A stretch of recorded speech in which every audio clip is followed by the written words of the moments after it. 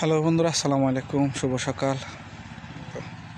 বন্ধুরা কেমন আছেন? স্বাগতম জানাই আমার ভিডিওতে। আজকে আমার বাড়ির ঘরের পিছনের দিকে দেখেন মোটামুটি এদি চাষ করা হচ্ছে। তো প্রতি বছরে করা হয় এদিকে, কারণ এদিকে চারপাশে পুকুর আছে, যথেষ্ট পানি পাওয়া যায়। এই যে পাশেই পুকুর, এই যে পাশেই পুকুর, আরও ওদিকে অনেক পুকুর আছে।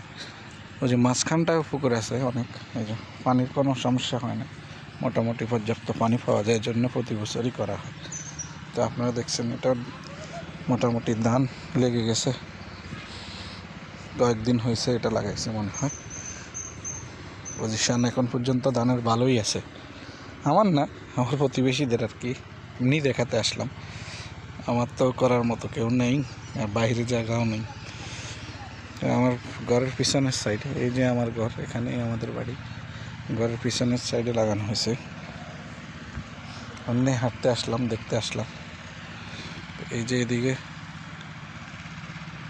মোটামুটি এই বিলের মাঝে পুরাটাই লাগানো হয়েছে, যেগুলো জমিন ভালো আছে পজিশন। কিছু কিছু জমিন তো যে এই যে এরকম পুকুর করে ফেলেছে মাটি কেটে। জমিনের সংখ্যা খুবই কম যদিও, তারপরেও যেগুলো আছে এগুলো যারা করে মোটামুটি তারা লাগাচ্ছে, করতেছে। কৃষি জমি এমনিতেই আমাদের কমে যাচ্ছে মাটি কাটার কারণে, তো এটা বন্ধ হওয়া উচিত।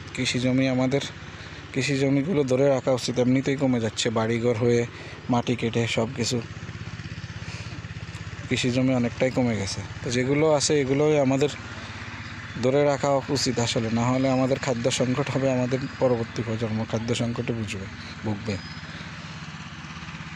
তো ভালো লাগলো এগুলো দেখে, ভালো লাগলো আসলে। সবাই চাষবাস করতেছে, এখনও অনেকেই আছে করার মতো। তো খোদা হাফেজ বন্ধুরা, বাই বাই, ভালো থাকবেন। অন্য কোনো ভিডিওতে কথা হবে, দেখা হবে।